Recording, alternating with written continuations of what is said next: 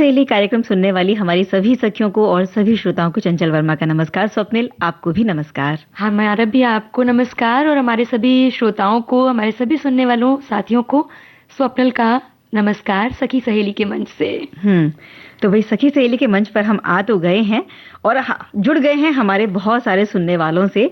और जब हम आते हैं तो जो सुनने वाले हैं उनमें भी ये जानने की बड़ी वो होती है कि क्या हो जाती है ना कि क्या क्या बातें होंगी। वैसे तो हम बता देते हैं अपने फेसबुक पेज के माध्यम से, लेकिन थोड़ी सी शिकायतें हैं कि देर कर दी। जी, आज पोस्ट आने में थोड़ी सी देर हो गई, तो सबसे पहले जो कमेंट्स हैं वो यही है कि आने में थोड़ी सी देर हो गई या पोस्ट के आने में थोड़ी सी देर हो गई। पर चलता है, कभी कभी हो जाता है। और हम आए हैं और बहुत सारी बातें साथ में लाए हैं, बहुत सारी जानकारियां साथ में लाए हैं। इससे एक अंदाजा लगता है ना हमें कि हमारे श्रोता कितने बेसब्री से इंतजार करते रहते हैं और उन्हें इस बात का भी बड़ा ख्याल रहता है कि हमने देर की है आज आने में। और समय का मतलब इतना ख्याल रखा जाता है कि आप इतनी देर से आए हैं, ये भी बता दिया जाता है, क्योंकि वो भी जानने को उत्सुक रहते हैं कि क्या विषय है और क्योंकि उन्हें भी अपनी बातें साझा करनी होती हैं, उन्हें लिखना होता है। जो फेसबुक से नहीं जुड़े हैं, अब हम उन्हें भी बता देते हैं कि किन विषयों पर आज बात करेंगे। तो आज 17 फरवरी का दिन है, खास दिन है और ये होता है वैश्विक पर्यटन लचीला दिवस। इसके बारे में बात की जाएगी। बिल्कुल। और इसके साथ ही हम बात करेंगे सखी विशेष के अंतर्गत रूमा देवी जो हस्तशिल्प डिजाइनर हैं उनके बारे में। मुहावरों की दुनिया में कहाँ ले जाएंगी। बिल्कुल, आज एक पंथ दो काज करेंगे, यानी एक तीर से दो निशाने। मुहावरों पे मुहावरे, मतलब ये तो अलग ही बात हो गई। और हमारे जो श्रोता है उनके साथ भी कभी ना कभी ऐसा वक्त जरूर आया होगा, बिल्कुल, कि वो सोचते हैं कि चलो ये काम करने जा रहे हैं, इसके साथ ही इस काम को भी खत्म कर लेते हैं, तो एक साथ में दो काम हो जाएंगे। बिल्कुल। और ऐसा बहुत बार होता है, हर कोई चाहता है कि एक वक्त में वो दो काम कर ले। कई सारे हम तो चाहते हो जाए। तो भाई किनके साथ ऐसा हुआ है वो अपनी बातें बताएंगे हमें। और हल्की फुल्की बातों के दरमियान हम बात करेंगे एग्जाम टाइम ना बने स्ट्रेस, क्योंकि इम्तिहान का वक्त आ चुका है। और सबसे पहले इम्तिहान शुरू होते हैं बोर्ड के, यानी कि बोर्ड की परीक्षाएं लगभग शुरू हो चुकी हैं बहुत सारी जगहों पर। और ये समय जो होता है, यहीं से जो विद्यार्थी हैं उनमें एक स्ट्रेस या तनाव शुरू हो जाता है। कई बार वो पूरे साल पढ़ लेते हैं, फिर भी जो एग्जाम का तनाव होता है ना, इसे झेल पाना उनके लिए मुश्किल लगता है। और इसमें कई बार तो माता पिता सहायक होते हैं कि उनको इस तनाव से मुक्ति देते हैं, लेकिन कई बार माता पिता ही उनको तनाव दे देते हैं, भाई पढ़ाई कर लो, इतना अच्छे नंबर नहीं आएंगे। बड़ा टेंशन बढ़ा देते हैं भाई। मतलब एक होता है ना कि हम लोग शुरू से हम लोग को स्कूल में सिखाया जाता था टाइम टेबल बनाना, और जब टाइम टेबल के हिसाब से काम करते हैं तो इतनी मुश्किल नहीं, क्योंकि वो रूटीन में होता है ना पढ़ाई। ये अलग बात है कि जो एग्जाम का टाइम होता है, जो इम्तिहान का वक्त है, उसमें रिविजन का काम भी एक थोड़ा सा प्लस हो जाता है। तो ये चीज है, थोड़ा सा तनाव रहता है, लेकिन तनाव लेने की जरूरत नहीं है, क्योंकि हम आ गए हैं ये बताने कि उसे कम कैसे करें। और अभी क्योंकि बोर्ड के एग्जाम्स जैसे ही खत्म हो जाएंगे तो जो छोटे बच्चे हैं 9वीं 10वीं से कम वाले बच्चे, उनकी भी परीक्षा शुरू हो जाएंगी। और जो कॉलेज में जाने वाले बच्चे हैं उनकी परीक्षा, एंट्रेंस एग्जाम्स की भी बहुत सारे बच्चे तैयारियां करते हैं। और आपने कहा ना टाइम टेबल का ध्यान रखना जरूरी होता है, तो हमारे कार्यक्रम का टाइम टेबल का तो वही हम सोच रहे थे, आप गीत की तरफ इशारा कब करेंगी। जी चलिए सुनते हैं गीत।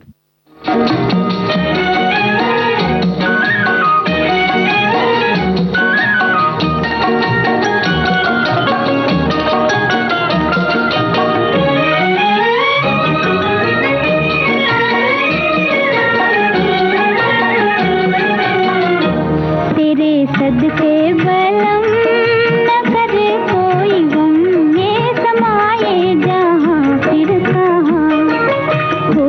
तेरे सदके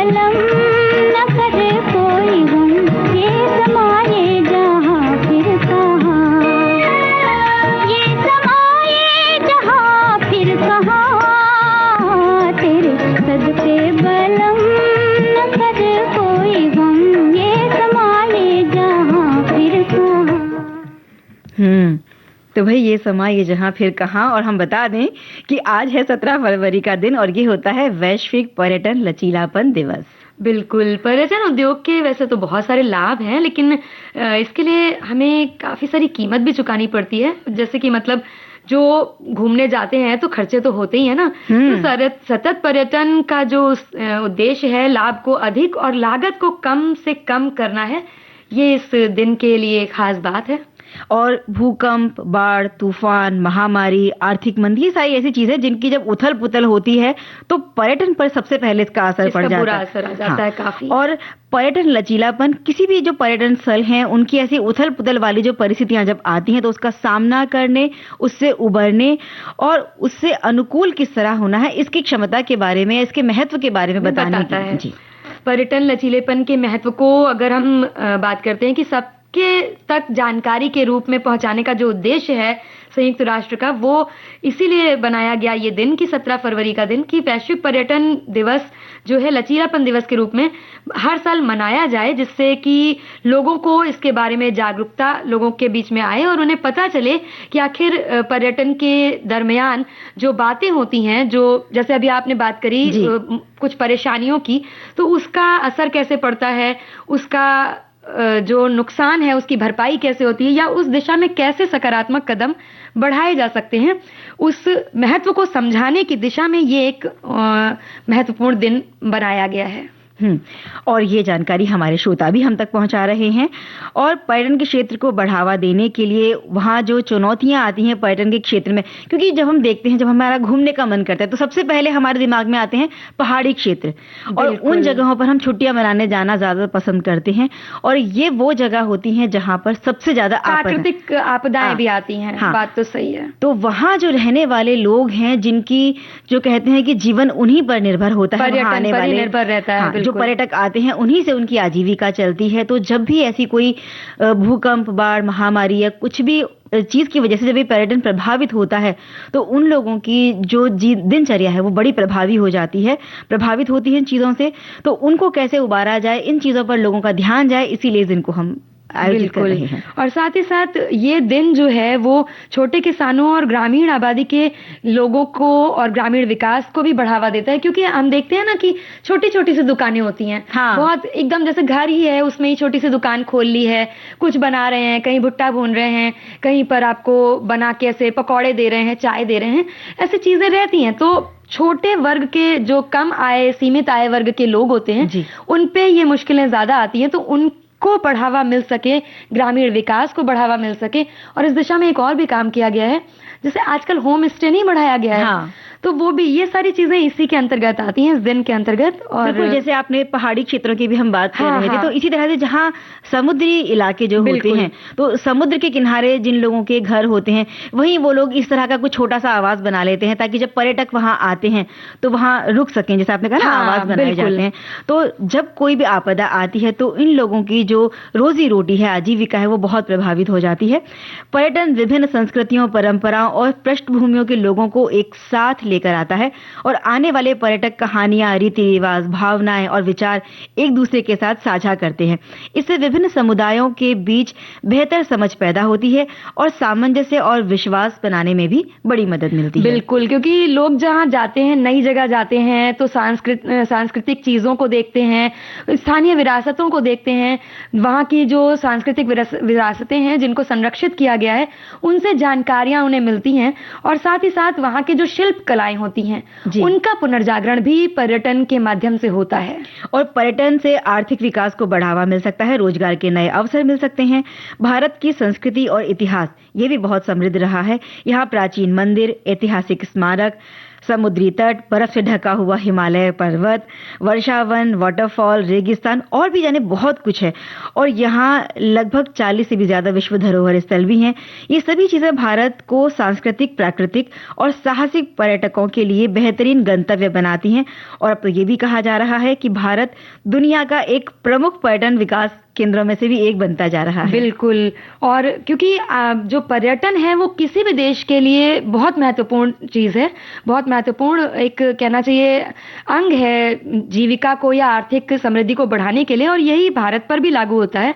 लेकिन कुछ ऐसे दुष्प्रभाव हैं जिनसे बचने के लिए हमें भारत में पर्यटन स्थलों के पुनरुत्थान और विकास यात्रा के लिए कुछ प्रभावी नीतियों को लागू किया जाए तो एक बेहतर पर्यटन को विकास को बढ़ावा दिया जा सकता है। और पर्यटन लचीलेपन के जो महत्व है इसको भी समझना बहुत जरूरी है, क्योंकि ये न केवल आर्थिक विकास बल्कि रोजगार और नए अवसर पैदा करने में भी योगदान देता है। जो आर्थिक कमजोरी है जिस भी देश में हो उसको कम करने में भी अपनी महत्वपूर्ण भूमिका निभाता है।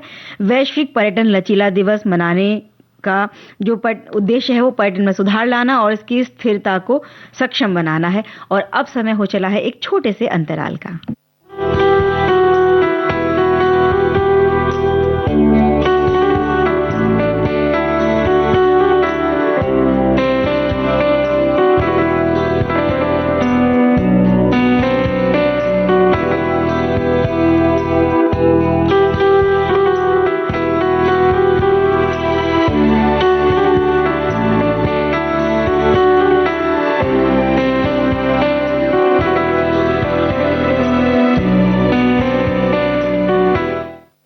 अंतराल के बाद हम लौट आए हैं और अब सुनते हैं ये गीत। देखने में भूला है दिल का सलोना, बम्बई से आया है बाबू चिन्ना। देखने में भूला है दिल का सलोना, बम्बई से आया है बाबू चिन्ना।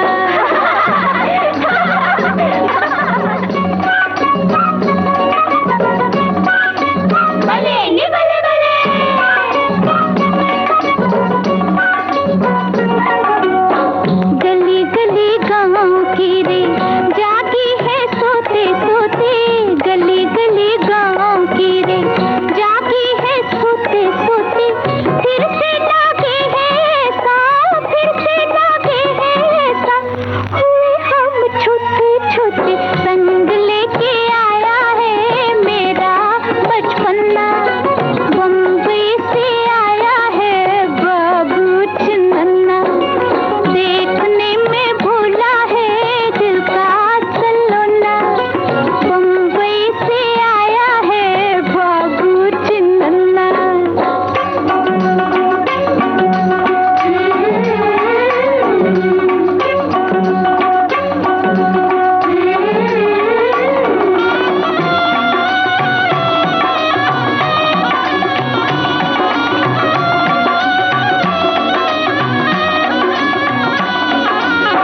निकी मुन्नी नूर बेगम उसे ना बनाना जी, निकी मुन्नी नूर बेगम उसे ना बनाना जी। हसीनों का शहजादा है, हसीनों का शहजादा है, हसीना उड़ाना जी। दिल उड़ा ले जाएगा छोड़ो बचपना, बम्बई से आया है बाबू चिन्ना। देखने में भूला है दिल का सलोना, बम्बई से आया है बाबू चिन्ना।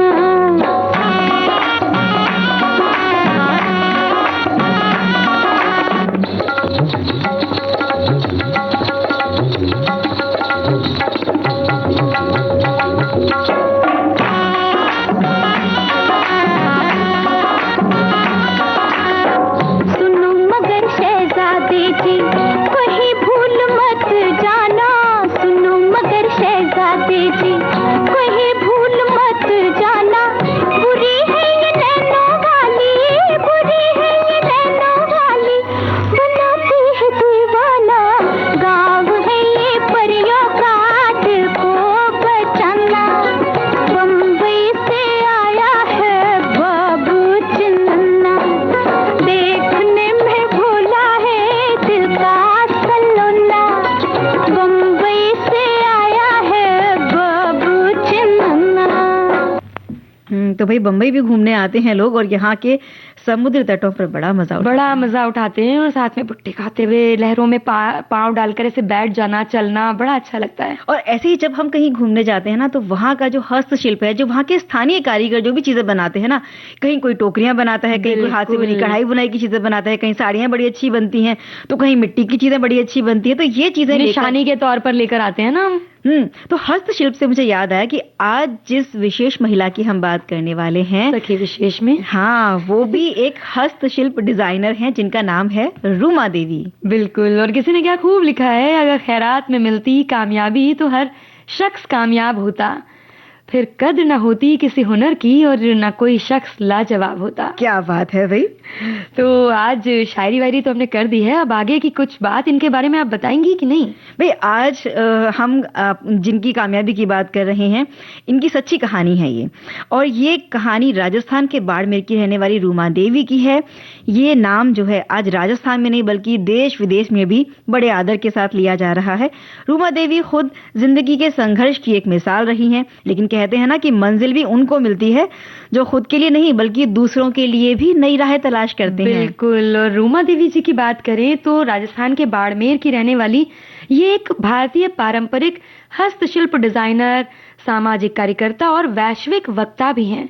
वो ग्रामीण विकास और चेतना संस्थान यानी कि GVCS की अध्यक्ष और रूमा देवी फाउंडेशन की निदेशक हैं। ये दोनों ही संगठन भारत में महिला सशक्तिकरण, ग्रामीण आजीविका और हस्तशिल्प पुनरुद्धार के लिए काम कर रहे हैं। रूमा देवी का काम भारत की समृद्ध हस्तशिल्प विरासत की याद दिलाकर पूरी दुनिया को प्रभावित करता है, और ये कारीगर और कला प्रेमी के बीच की जो खाई है उसको भी कम काट देता है। हाँ, और जो खरीदारों के लिए विशेष रूप से तैयार की गई वस्तु हैं वो निर्माताओं के साथ सीधे संपर्क में आ पाती हैं। इससे जो है फायदा बहुत है, मतलब हमने आपको बीच में रोका उसके लिए माफ कीजिएगा, लेकिन ये बात मुझे अभी एकदम से ध्यान आ रही है कि जो ये कारीगर और निर्माता के बीच की और या खरीदार के बीच की जो खाई है जिसको कहते हैं, कहना चाहिए, ये बहुत लंबी हो जाती है। नहीं कभी कभी हाँ, और चीजों के जो दाम हैं वो बढ़ते जाते हैं और उससे क्या होता है, जो मुख्य कारीगर है जिसने बनाया है, जिसकी मेहनत लगी है, उससे उतना वो दाम नहीं मिल पाता है उसकी मेहनत के मुताबिक। लेकिन जो शोरूम्स हैं उन तक, इसीलिए रूमा देवी ने हजारों जो महिलाएं हैं उनको इस तरह का रोजगार मुहैया करवाया है। और बाड़मेर के छोटे से गांव की रूमा देवी ने जो महिलाओं के लिए एक आदर्श और प्रेरणा भी खुद को बनाया है। उन्होंने अपने हुनर के बल पर विदेशों तक अपना लोहा मनवा दिया है। बिल्कुल, जैसे कि हम बात कर ही रहे थे कि इनका जीवन जो था शुरुआत से ही बहुत कठिनाई में बीता था। मात्र शायद 4 या 5 साल की रही होंगी तभी उन्होंने अपनी माँ को खो दिया था, और इनकी जो फैमिली, जो परिवार था, उसमें आर्थिक तंगी के काफी हालात थे। तो इसकी वजह से इन्हें शिक्षा से भी वंचित रहना पड़ा, इन्हें पढ़ने नहीं दिया गया। जैसे तैसे उन्होंने 8वीं तक की अपनी पढ़ाई पूरी करी, लेकिन बाद में फिर इनको स्कूल छोड़ना ही पड़ा। और एक समय था जब वो लगभग 10 किलोमीटर दूर जाती थी, पानी भरकर बैलगाड़ी से घर लेकर आती थी। और इतना ही नहीं, संघर्ष यहीं पर नहीं रुका और 17 साल की उम्र में, छोटी सी उम्र में इनकी शादी कर दी गई थी। और बचपन की जो आर्थिक तंगी का संघर्ष इन्होंने देखा, तो अपने जीवन की एक घटना जो वो हुई वो ऐसी थी कि उसने इनके जीवन को पूरी तरह से बदल कर रख दिया। पैसे की तंगी तो थी ही, और ऐसे में इलाज ना मिलने पर जो इनका छोटा सा बेटा था उसे इन्होंने खो दिया। और ये जो दुख था एक माँ के लिए बहुत बड़ा होता है, इस दुख ने उनको तोड़ कर रख दिया। वहीं जब ये घटना हुई तो उनको एक तरह की प्रेरणा भी मिली कि ऐसा किसी और के साथ नहीं होना चाहिए, किसी और माँ को इस दुख से ना गुजरना पड़े। तो इसीलिए उन्होंने ठान लिया कि जो उनके साथ हुआ है अब वो किसी और के साथ होने नहीं देंगी। पैसे के अभाव में तो इस तरह की दिक्कत किसी परिवार को नहीं उठानी पड़ेगी, और हर महिला अपने आप में स्वावलंबी बनेगी, उसके पास भी अपना रोजगार होगा, ऐसा उन्होंने सोचा। पैसा होगा जी। और चूंकि इन्हें कशीदाकारी का काम पसंद था, इन्हें आता था, तो इन्होंने ऐसे सोचा कि क्यों ना शुरुआत यहीं से करें, कि छोटा सा कदम है पर मंजिल बड़ी होती है। तो इस हुनर को उन्होंने अपना हथियार बनाया, हथियार कहने का मतलब है आय का साधन बनाया। और कढ़ाई कौशल इन्हें अपनी दादी से मिला था विरासत में। इसी कशीदाकारी ने न सिर्फ महिलाओं को साथ में जोड़ा, उन्होंने अपने संघर्ष को ही अपनी इच्छा शक्ति के रूप में बदल करके इस काम को अंतर्राष्ट्रीय स्तर पर पहचान दिलाई। और आज जो रूमा देवी की पहचान है वो फैशन डिजाइनर की है, और उनके कशीदाकारी किए हुए कपड़ों की मांग जो है वो विदेशों तक फैली हुई है। भाई ये तो बात हो रही है रूमा देवी के बारे में, लेकिन अगर बीच बीच में मीठे से गीत ना बजे तो कार्यक्रम थोड़ा सा नीरस लगेगा। तो सुन लेंगे, बहुत बोल भी चुके हम तब तक।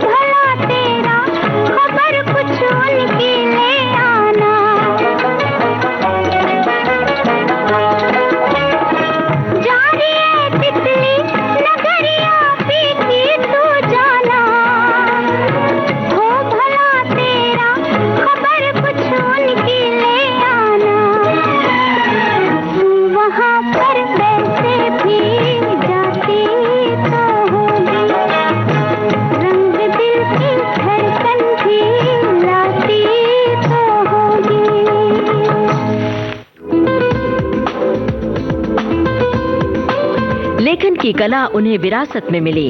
उन्होंने हर जॉनर की फिल्में बनाई। जहाँ तक अलग अलग जॉनरों का सवाल है, मैं एक्शन भी करता हूँ, थ्रिलर्स भी करता हूँ, कॉमेडी भी करता हूँ, हॉरर भी करता हूँ और मैं फैमिली ड्रामा भी करता हूँ। उन्होंने अपनी वेब सीरीज और फिल्मों में उठाए कुछ सामाजिक मुद्दे। देखिए, जहाँ तक डर का सवाल है तो डर के तो ना मैं जीता हूँ, ना डर के मैं काम कर सकता हूँ। क्रिएटिव लोगों को डरना नहीं चाहिए। विविध भारती पर उन्होंने साझा की फिल्मों से जुड़ी कुछ दिलचस्प बातें और यादें। यामी गौतम आई थिंक मेरी पहली चॉइस थी। जब हमने स्क्रीन प्ले तक रेडी नहीं किया था, हमारी सिर्फ कहानी एक 15-20 पेज की रेडी थी, तब मैं जाके यामी से मिला था और उन्होंने मैंने कहानी सुनाई थी और उनकी आंखें मतलब एकदम लाइट अप हो गई थी कि मतलब सुनकर कि ये तो करना है।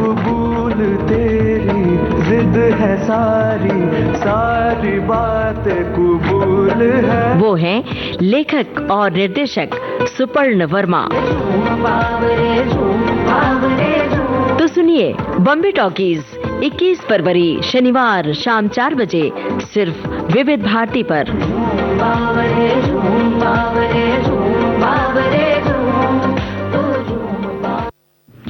हम बात कर रहे थे हस्तशिल्प डिजाइनर रूमा देवी के बारे में, जो आज करीब 75 गांव में रहने वाली तकरीबन 40,000 महिलाओं को आत्मनिर्भर बना चुकी हैं और उन्होंने अपनी सांस्कृतिक विरासत के जरिए बाड़मेर और राजस्थान के बहुत सारे जो महिलाएं हैं उनको रोजगार उपलब्ध करवाया है। और आज एक सफल महिला के रूप में अगर हम उन्हें देख रहे हैं तो जो कारीगर उनके पास काम कर रही है ना महिलाएं, वो भी किसी डिजाइनर से कम नहीं है और बिल्कुल एक डिजाइनर के बराबर की पहचान की वो हकदार हैं। और उनकी सफलता इस बात का भी प्रमाण है कि दुनिया भी उनकी इस बात से सहमत है। भाई बिल्कुल, और सच में वो फैशन जगत के लिए एक प्रेरणा है और ग्रामीण कारीगरों की सुरक्षा सशक्तिकरण के प्रति जो रूमा देवी जी का समर्पण है वो सच में दिल से सराहनीय है। इनकी हर उपलब्धि जो है वो उनके हस्तशिल्प कारीगरों के संघर्ष की एक तरीके से प्रामाणिकता देता है। महिलाओं की मदद के लिए रूमा देवी जी का जो निस्वार्थ समर्पण है वो भी सराहनीय है। उनका प्रभाव जो है केवल उन तक ही नहीं है बल्कि उन अनगिनत स्त्रियों के जीवन को छूता है, जो एक असाधारण उपलब्धि है। और इस तरह से उन्होंने अपनी जो पहचान बनाई है वो उस पहचान की हकदार है, क्योंकि उसके पीछे उनका सतत संघर्ष है। वो उसमें उन्होंने किसी का सहयोग नहीं लिया बल्कि हर कदम पर हर चुनौती का सामना उन्होंने खुद से किया। बिल्कुल, यही सब बातें हमारे श्रोताओं ने भी हम तक लिखकर पहुंचाई हैं और उनकी उपलब्धि भारत के अलावा जो बाहर के देश हैं वहां तक भी पहुंची है। उन्होंने अमेरिका में सफोक काउंटी एग्जीक्यूटिव के कार्यक्रम में सम्मानित उनको किया जा चुका है। उनका काम वास्तव में ही प्रेरणादायक है। उनके हुनर की और काबिलियत की वजह से ही साल 2020 में उन्हें हार्वर्ड यूनिवर्सिटी में लेक्चर देने के लिए बुलाया गया, यानी कि एक वक्ता के रूप में वो वहां गई थी और हजारों विदेशियों के सामने रूमा देवी ने एक वक्ता के रूप में खड़े होकर राजस्थान सहित भारत का भी मान सम्मान बहुत बढ़ा दिया। और जैसे हमने उनके बारे में बताया ना कि उन्हें बचपन में शिक्षा भी नहीं मिली, लेकिन इस तरह का बड़ा मंच उन्होंने साझा किया और वहां पर हजारों लाखों लोगों ने उन्हें सुना और बाद में कहते हैं ना सोशल मीडिया के माध्यम से भी लोगों ने कितना उन्हें सुना। और उनकी उपलब्धियों की बात हो ही रही है तो साल 2018 में एक बहुत लोकप्रिय पत्रिका है, एक मैगजीन है, इसमें फरवरी का जो अंक था उसके कवर पेज पर इनका चित्र प्रकाशित हुआ था। इनके बारे में और भी बात करेंगे, लेकिन लेते हैं एक छोटा सा अंतराल।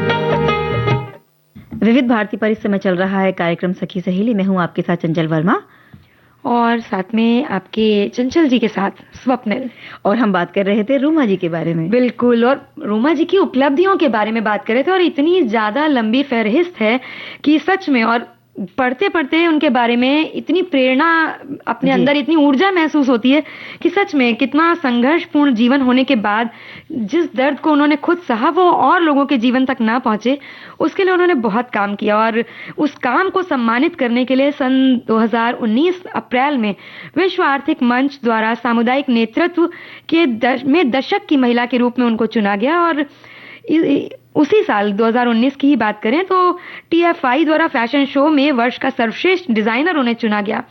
और उसी साल सितंबर में एक चर्चित टीवी शो में भी उन्होंने कर्मवीर पुरस्कार जीता। और 2019 के सितंबर में रूमा देवी को फेसबुक और संयुक्त राष्ट्र महिला द्वारा दिए जाने वाले हर पुरस्कार से भी सम्मानित किया गया। और साल 2018, इससे थोड़ा सा पीछे की तरफ हम चलते हैं तो दिसंबर का महीना था और 51 सबसे प्रभावशाली नव प्रवर्तक में से उनका एक नाम चुना गया था। और वहीं महिला दिवस के मौके पर जो उस समय के राष्ट्रपति जी थे, उनके हाथों नारी शक्ति अवार्ड से इन्हें सम्मानित किया गया था। बिल्कुल। और 2020 की शुरुआत में ही जनवरी में रूमा देवी जी को जानकी देवी बजाज पुरस्कार से सम्मानित किया गया। और इसी साल उन्हें हार्वर्ड विश्वविद्यालय में पैनलिस्ट और वक्ता बनने का गौरव भी प्राप्त हुआ था।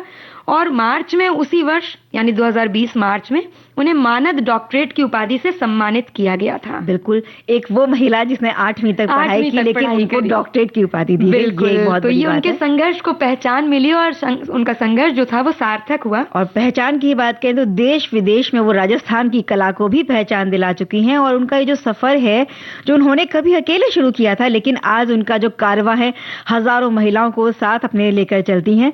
और रोजगार महिलाओं के लिए कितना जरूरी है, उससे उनके जीवन यापन में कितनी मदद मिलती है, इस बात को भी वो घूम घूम कर हर महिला को बता रही हैं।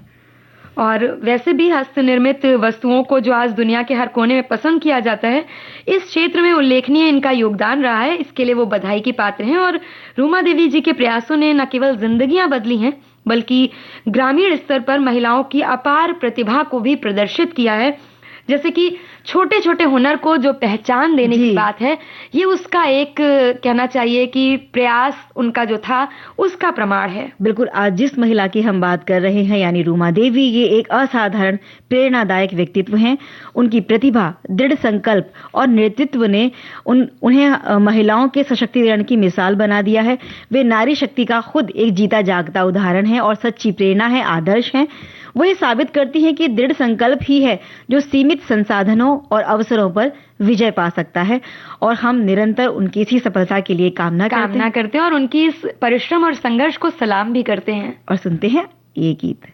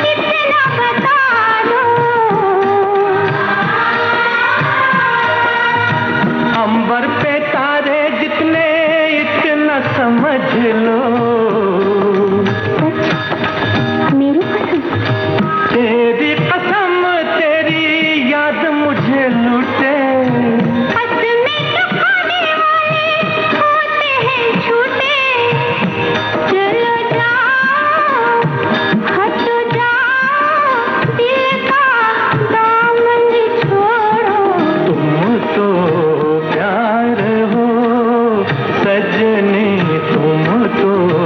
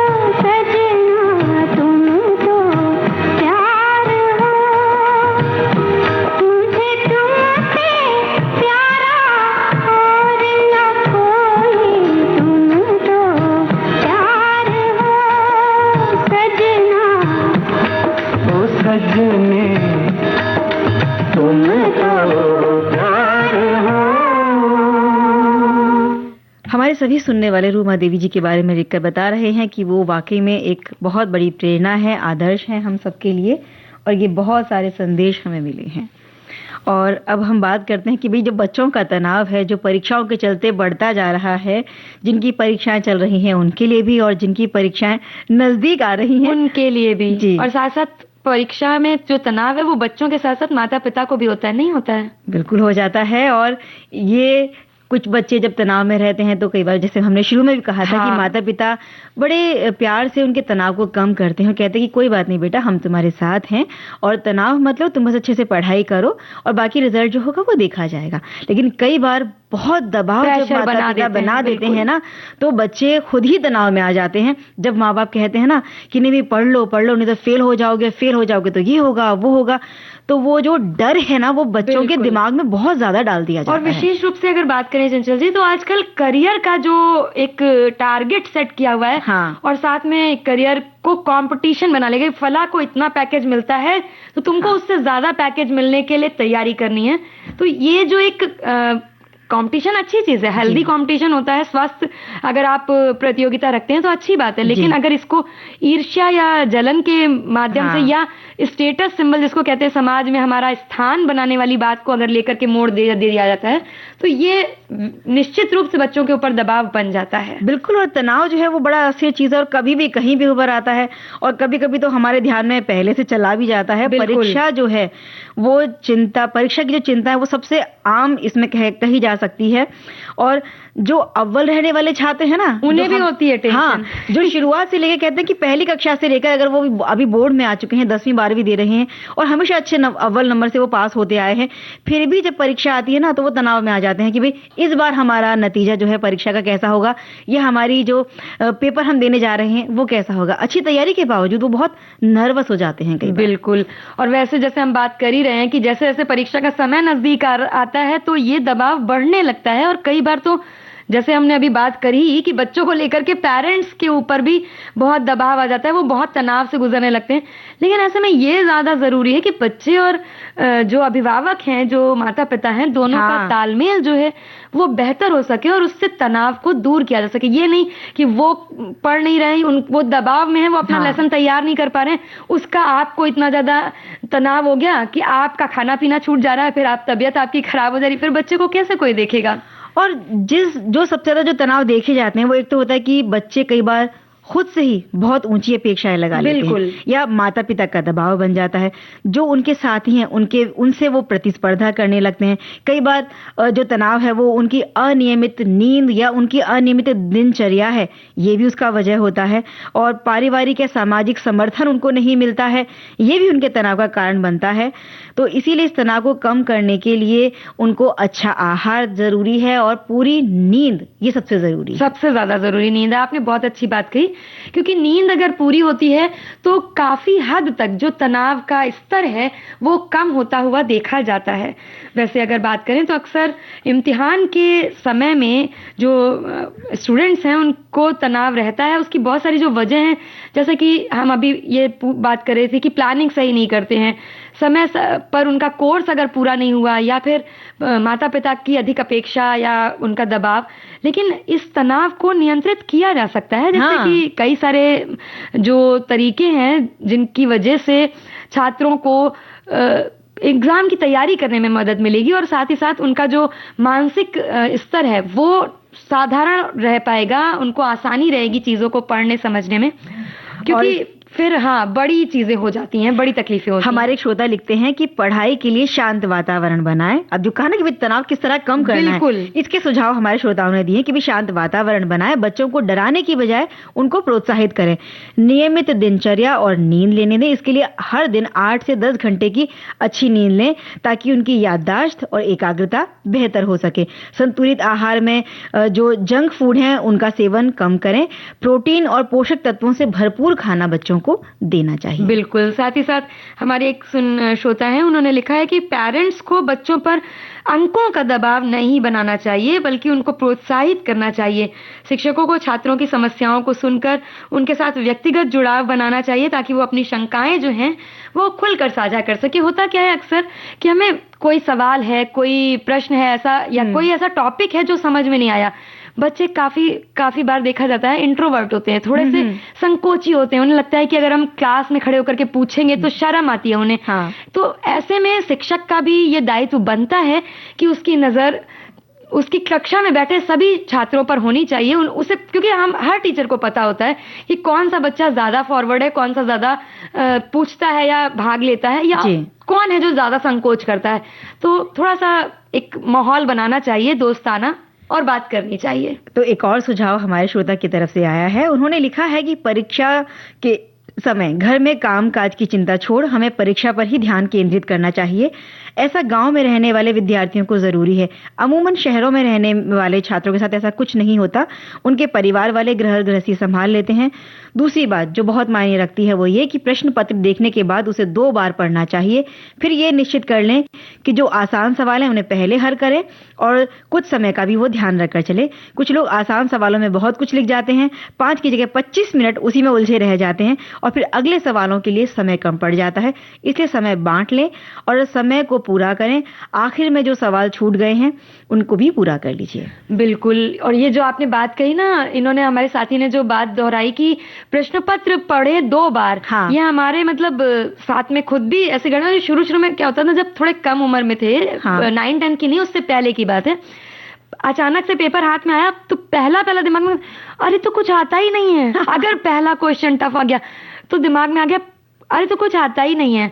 फिर धीरे धीरे जब आप नीचे आते हैं, अरे ये तो हमें आता है, अरे ये तो हमें आता है, करते करते फिर पूरा पेपर धीरे धीरे समझ में आने। और फिर उसमें क्या होता है, जो कठिन वाला प्रश्न होता है, अगर उसको 2 या 3 बार पढ़िए तो कहीं ना कहीं आपको उससे लिंक करती हुई कोई चीज जो क्लास में हुई होगी या आपके पढ़ते वक्त अगर कोई ऐसी बात होती है तो वो याद आने लगती है। तो पूरा पेपर पढ़ने के बाद क्या होता है, कठिन प्रश्न भी छोड़ने से बेहतर है कि उसमें कुछ ना कुछ आपको आंसर मिल जाता है। बिल्कुल। हमारे श्रोता ने लिखा है कि एग्जाम के समय तनाव होना तो सामान्य बात है, लेकिन सही योजना और सकारात्मक सोच से इसे कम किया जा सकता है। नियमित पढ़ाई, पर्याप्त नींद, बीच बीच में आराम लेना और दिमाग जब शांत रहता है तो इससे बड़ी सहायता मिलती है। गहरी नींद, गहरी सांस लेना, खुद पर विश्वास करना बहुत जरूरी है।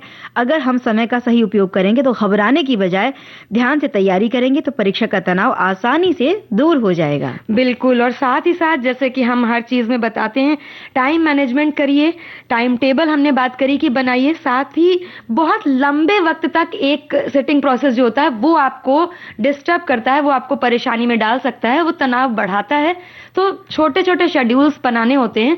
साथ ही योग बहुत बड़ी भूमिका निभाता है। और कई बार माता पिता अपने जो उनके अनुभव रहे हैं कि वो किस तरह पढ़ाई करते थे, वो किस तरह याद करते थे या किस तरह से पेपर उनके समय आया करता था, तो हो सकता है किसी तरह से बच्चे को मदद मिल जाए। और पूर्व जो भी पेपर रहे हैं पिछले सालों के, उनका आप अभ्यास करिए, क्योंकि उसमें से जरूर कुछ ना कुछ हर बार आ ही वो जाए। बिल्कुल, बहुत बढ़िया बात आपने बोली। ये चीज जो है ना, जैसे हम लोग के समय में 10 इयर्स के करके कलेक्शन चला करते थे, तो आज के समय में भी आपको अगर वो कलेक्शन चलते हैं या नहीं चलते हैं, पर पुराने जो प्रश्न पत्र हैं आप उन्हें इकट्ठा करके 2 या 3 क्वेश्चन तो मैच ही हो जाते हैं, भले ही पैटर्न चेंज रहे।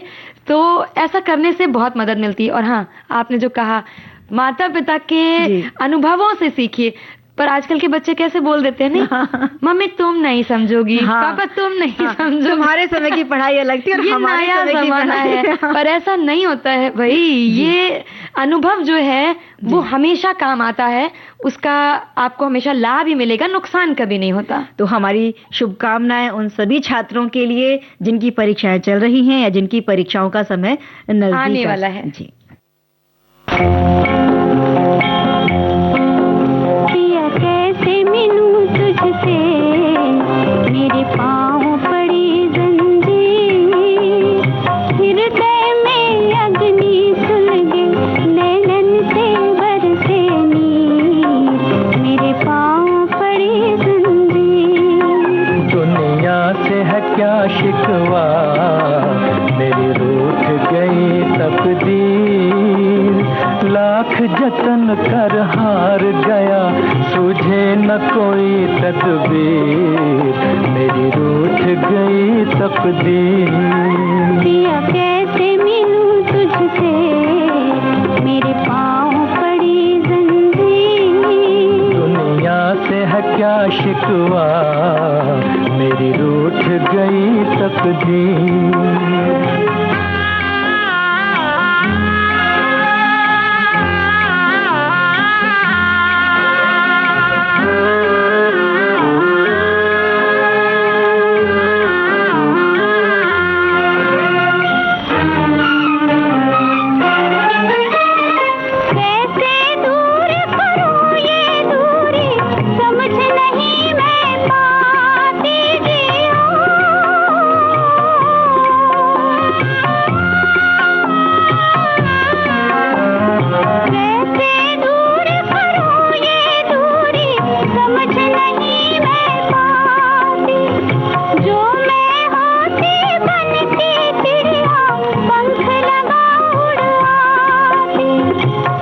उड़ने लगी थी, उड़ न सकी किस्मत ने मारा तीर।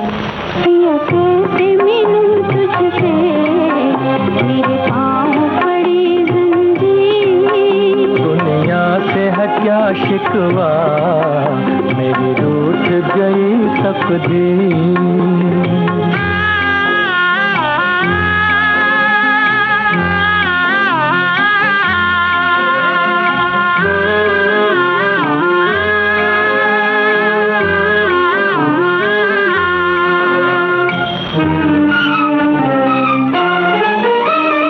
फूल मिले कम काटे ज्यादा, बीज ये कैसा बोया जियो।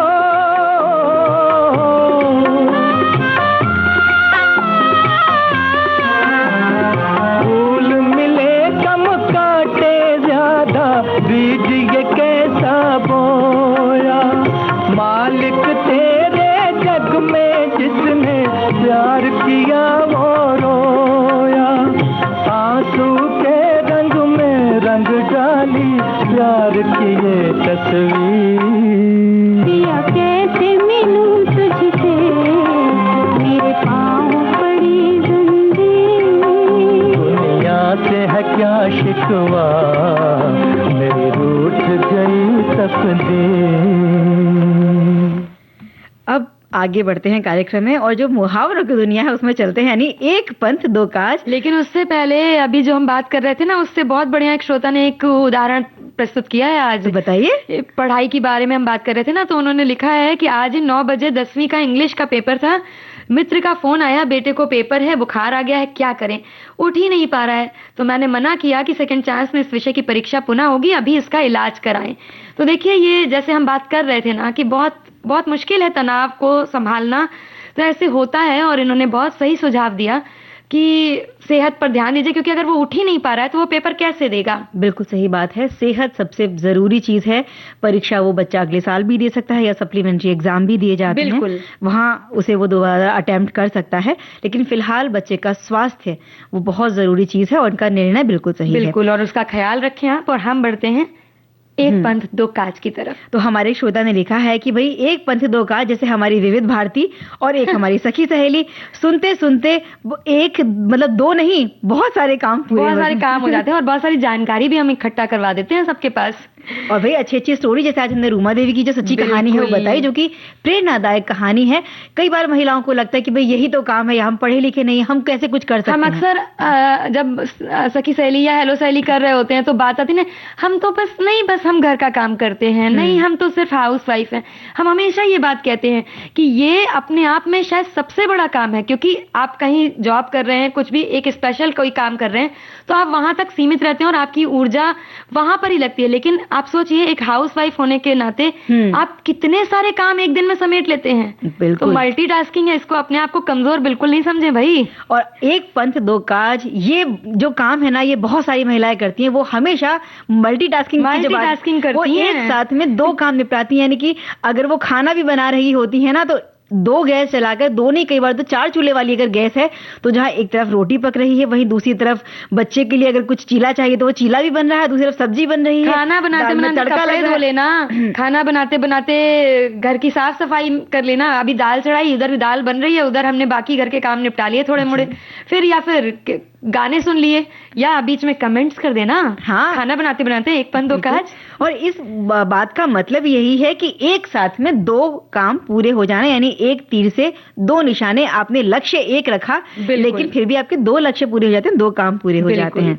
तो मुहावरे जो हैं वो हमारी भाषा का वो हिस्सा है जो हमारी रोजमर्रा की बातचीत को अधिक रोचक, अधिक मजेदार, अधिक रंगीन और सजीव सा बना देते हैं। तो छोटे छोटे से वाक्यांश होते हैं जिनका शाब्दिक अर्थ कुछ और होता है, लेकिन उनका असली अर्थ जो है उनके अलग और गहरे होते हैं। मुहावरे जो होते हैं वो किसी घटना, अनुभव या किसी बड़े विचार को बहुत छोटे से रूप में सटीक तरीके से व्यक्त करने का तरीका भी होते हैं, और उनका उपयोग न सिर्फ हमारी जो भाषा है उसको महत्वपूर्ण और प्रभावी बनाता है, बल्कि हमारे संवाद को, हमारी बातचीत को बहुत अधिक रोचक और अर्थपूर्ण भी बना देता है। हमारे श्रोता लिख रहे हैं कि मैं इस समय ऑफिस में काम कर रहा हूं और विविध भारती मुंबई पर सदाबहार नगमे मनपसंद कार्यक्रम अपने सुन रहा हूं, सखी सहेली सुन रहा हूं, कमेंट्स भी लिख रहा हूं, यानी कि एक पंथ दो काज में कर रहा हूं। बिल्कुल। और हमारे साथी लिख रहे हैं कि एक पंथ दो काज ये महज एक पुरानी कहावत नहीं बल्कि जीवन को जीने की एक गहरी समझ है। वैसे तो इसका अर्थ बहुत व्यवहारिक है कि एक ही प्रयास से दो लक्ष्यों को प्राप्त कर लेना, लेकिन अगर हम भावनात्मक रूप से इसको देखें तो इसके मायने और भी ज्यादा खूबसूरत हो जाते हैं। जीवन की सार्थकता के मामले में अगर बात करें तो हमें कितनी दौड़ लगाई, बल्कि इस बात में है कि उस दौड़ में हमने कितने दिलों को जीता और कितनी खुशियां बटोरी। हाँ, और की जो कहावत या मुहावरा है एक पंथ दो काज, और कहते हैं कि इसकी उत्पत्ति ग्रामीण और लोक जीवन के जो अनुभव हैं उनसे हुई है, जहां एक रास्ते पर चलते हुए राहगीर या ग्वाले अक्सर अपने रास्ते के दौरान पड़ने वाले मंदिर में दर्शन भी कर लिया करते थे, और जो उनका भी सामान जो भी बेचने वो जा रहे हैं उसे भी कर लिया करते थे। और इसकी उत्पत्ति के संदर्भ में ये भी कहा गया है कि इसका वर्णन ब्रज की जो गोपियां हैं उनके छंदों में भी मिलता है। यानी कहा गया है, चलो सखी वहां चलें जहां बसे रसराज, जहां बसे ब्रजराज, गौरस बेचत हरि मिले, एक पंथ दुई काज। बिल्कुल बिल्कुल, ऐसे ही हमारे एक साथी हैं, उन्होंने भी मतलब बताया, अपना अनुभव साझा कर रहे हैं कि चंचल जी, स्वप्नल जी और सभी दोस्तों को हमारा नमस्कार। एक पंथ दो काज मुहावरा बहुत पुराना है, जैसे मुहावरों का शुरुआती दौर था हमारे लिए। और मुझे अच्छी तरह से याद है कि जब मैं गांव में पढ़ने जाता था तो एक दिन जब स्कूल की दूसरी छुट्टी में दादाजी मुझे बोले कि स्कूल की सारी छुट्टी होने के बाद आते समय चक्की से आटा लेते आना, दोनों काम एक साथ हो जाएंगे, यानी कि एक पंथ दो काज। क्या सटीक उदाहरण दिया है। और ऐसा हमारे साथ भी अक्सर होता है, हमें लगता है कि चलो भाई उस एरिया की तरफ जा ही रहे हैं, बहुत दिनों से हमारे रिश्तेदार या कोई मित्र उस तरफ रहता है, उनसे मिलना नहीं हुआ, या हमारा बैंक या बिल भरने का जो जगह है वो भी वहीं पड़ती है, तो हम वो काम भी क्यों ना करते हुए चले। तो घूमने का घूमना हो जाता है, शॉपिंग की शॉपिंग हो जाती है और मुलाकात की मुलाकात भी हो जाती है। तो चलिए अब कार्यक्रम के अंतिम पड़ाव पर हम पहुंच गए हैं और सुनते हैं आखिरी गीत।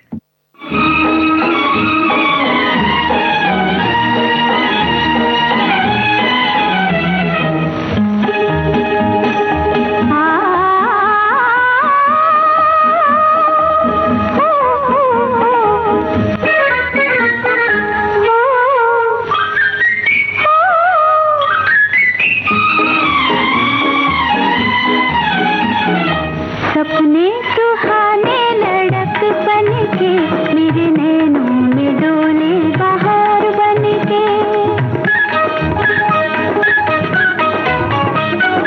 सपने सुहाने लड़क बनके मेरे नैनों में डोले बहार बनके।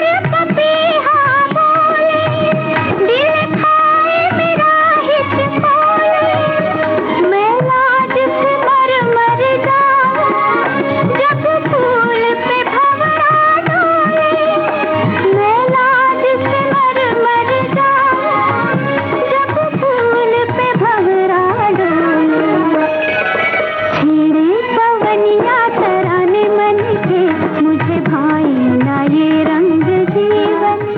कार्यक्रम का समय हो चला है पूरा, लेते हैं इजाजत सभी से। चंचल वर्मा और स्वप्निल श्रीवास्तव को दीजिए आज्ञा। नमस्कार। सखी सहेली कार्यक्रम की प्रस्तुत करता है अनुश्री पाठक। सखी सहेली।